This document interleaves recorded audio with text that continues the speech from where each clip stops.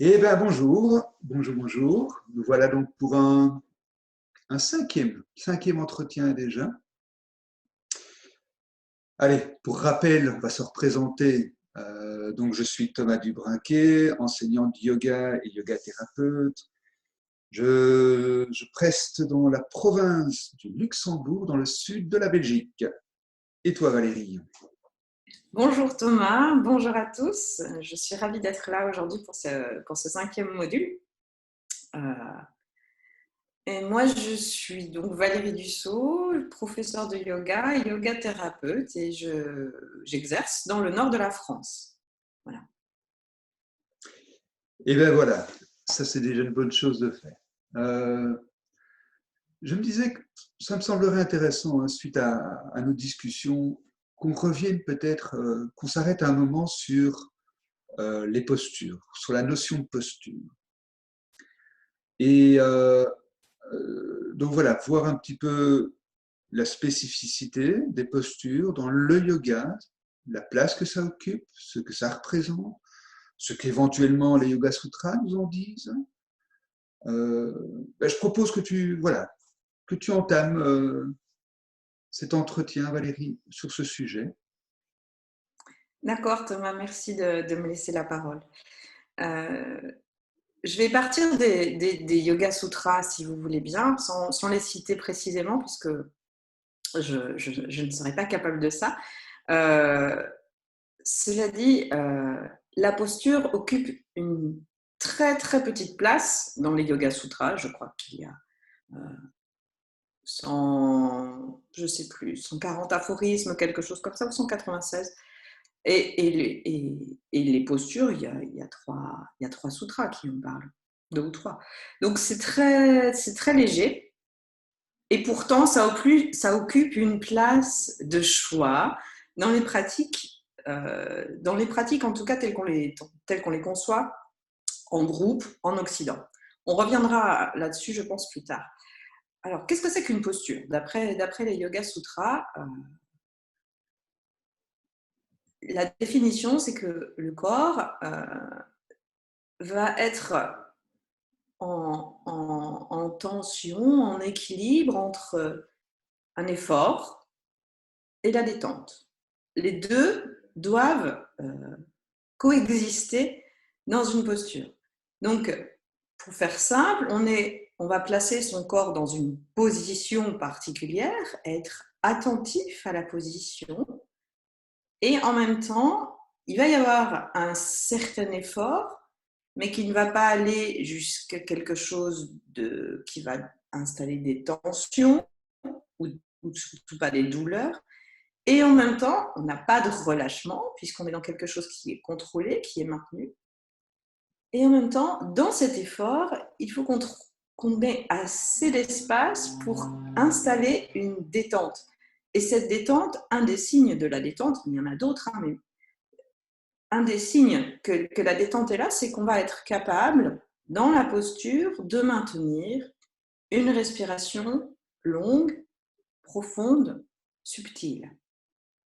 On reviendra, je pense, plus tard au lien entre le souffle, la, la, la question de la maîtrise du souffle et la posture.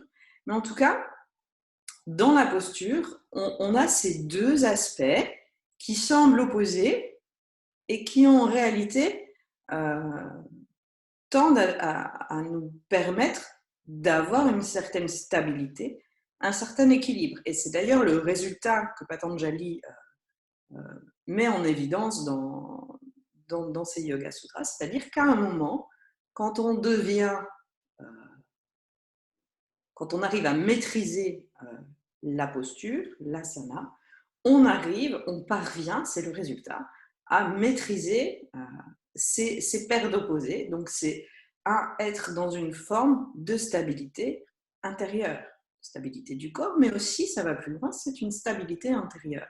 C'est-à-dire que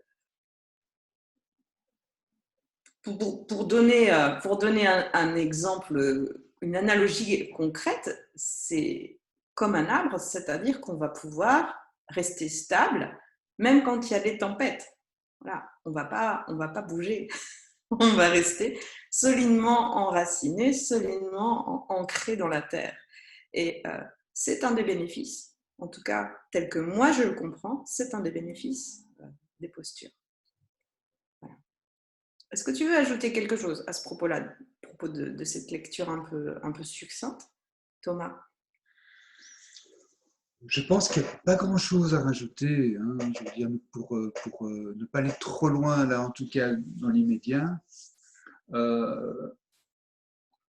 Peut-être pour rajouter une perception que moi j'en ai aussi, je dirais que la posture, selon moi, c'est une incarnation de l'équilibre, une incarnation de la stabilité. J'aime bien parler d'équilibre plutôt que de stabilité, mais donc c'est une incarnation euh, du processus, je vais vraiment parler comme ça, d'équilibre qui est en œuvre. Et la posture vient incarner cet équilibre ou cette stabilité, on va dire ça comme ça. Ouais. Ouais. Mais j'aime bien l'idée de parler de processus, puisque effectivement, ça n'est jamais figé. Comme l'équilibre, d'ailleurs, on est en constante recherche d'équilibre, mais toujours comme sur une corde, quoi. On est comme des funambules.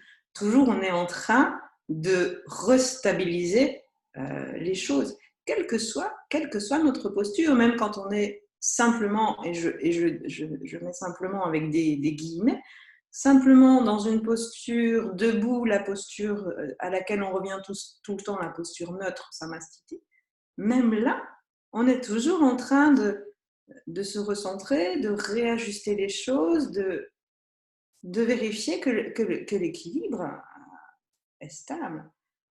Et si notre concentration s'échappe un petit moment, ce qui est normal finalement, puisque notre cerveau est ainsi fait qu'on est toujours sollicité par des pensées.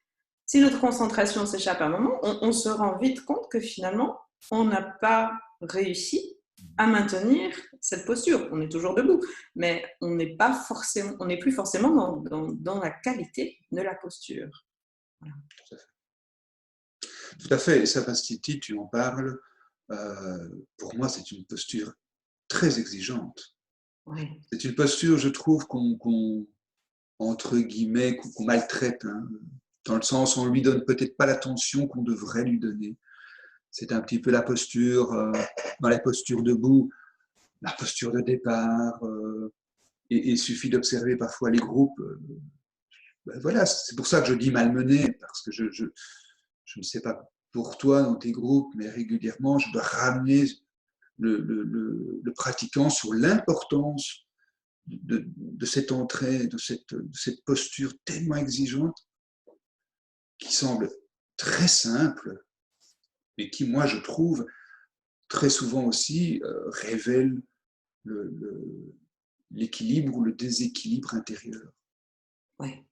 C'est assez magique, hein. En début de séance, par exemple, quand on rentre hop, dans le contexte d'une séance, avec l'agitation de la vie et tout ça, hop, je renvoie les gens à ce moment-là. Et c'est un très bel indicateur dans quel état d'esprit, parfois insoupçonné, dans quel état d'esprit ils rentrent dans la séance. Oui. Ça, c'est le grand avantage que l'on a en tant qu'enseignant, c'est-à-dire qu'on peut observer aussi ce qui se passe chez les autres, ce qui nous permet aussi d'avoir un effet miroir. Oui, tout à fait. Tout à fait. Ce que l'on peut percevoir qui se passe chez nos pratiquants, chez les personnes que l'on accompagne, nous permet aussi d'être peut-être aussi beaucoup plus attentifs pour nous, pour notre pratique personnelle. Et donc, on parlait de cette posture debout dont tu disais qu'elle était très, très exigeante. Et je voudrais qu'on revienne un petit peu sur ces questions de posture, parce que très souvent, quand tu regardes pratiquement dans tous les magazines, il y a maintenant des photos de personnes qui font des postures de yoga, Il y a même des publicités, paraît-il, à la télévision qui reprennent des personnes qui sont assises en lotus avec les mains comme ça, etc., etc. On peut pratiquement...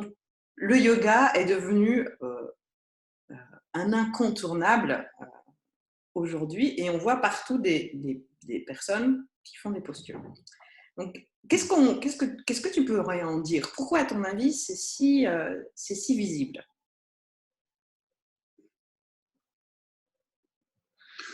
Il y a beaucoup de choses à en dire, hein. Beaucoup, beaucoup de choses. Mais donc, comme le temps est limité, hein, Ça, tu as 5 minutes, Thomas. voilà. Non, non, je vais plutôt essayer de préciser, de me préciser à moi-même, ce qui est important.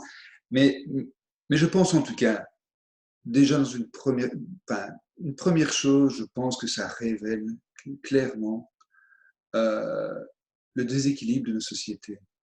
Quand je dis nos sociétés, c'est nos mondes contemporains, nos mondes occidentaux. Et d'un côté, je pense que ça révèle cet aspect-là, et c'est un petit peu quelque chose, les images de posture, hein, dont tu fais référence, c'est aussi un peu l'image d'Épinel, euh, la petite bulle furtive d'oxygène que l'on présente à nous tous, consommateurs. Voilà, c'est un petit peu l'écho à ce souhait intérieur qui est souvent peu rencontré, je dirais, hein, dans nos sociétés. Ce souhait d'équilibre, d'être en connexion avec soi, d'être dans une activité qui nous correspond tout simplement, être à notre place, je dirais, en tant qu'individu et en tant que membre d'une société, ce qu'on a complètement perdu, hein, avec les boulots d'une idiotie crasse que l'on vit. Enfin, excuse-moi, mais voilà, c'est ma conviction. Et donc revenir à une place, je pense ça touche à cette dimension-là. Et donc, l'attrait de cette, comme je disais, de cet équilibre, et derrière ça, de cette spiritualité, être en lien avec soi, c'est quelque chose qui ressemble un peu à une quête du Graal pour tout un chacun.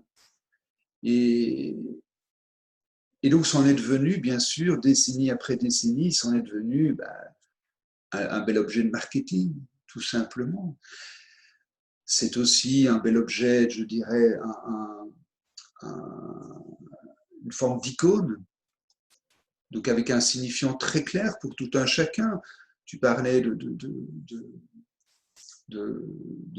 posture avec des nyasas, etc., qu'on voit régulièrement, hein, dans les magazines. Mais je veux dire, au-delà que c'est un objet de marketing, bon, c'est le cas, mais enfin, on ne parle pas de ça, mais au-delà de ça, sans mettre le moindre mot, quand on voit, il y a une image comme ça, je ne sais plus très bien à quoi ça fait référence, mais il y a une image, on voit dans un contexte de bureau, on voit des gens en style tailleur pour les femmes et costard-cravate, justement en posture, comme ça, en lévitation. Et, et à mon avis, c'est une publicité qui veut promouvoir le bien-être ou le zen, je sais pour quel produit, mais enfin, peu importe. Mais donc voilà, on voit ça, on comprend. Dans ce sens-là, c'est une icône, on comprend, voilà, et en même temps, ça fait appel à ce souhait intérieur de tout un chacun. Donc voilà, je pense que c'est une réalité qui se matérialise aussi par la multitude, entre guillemets, de traditions de yoga.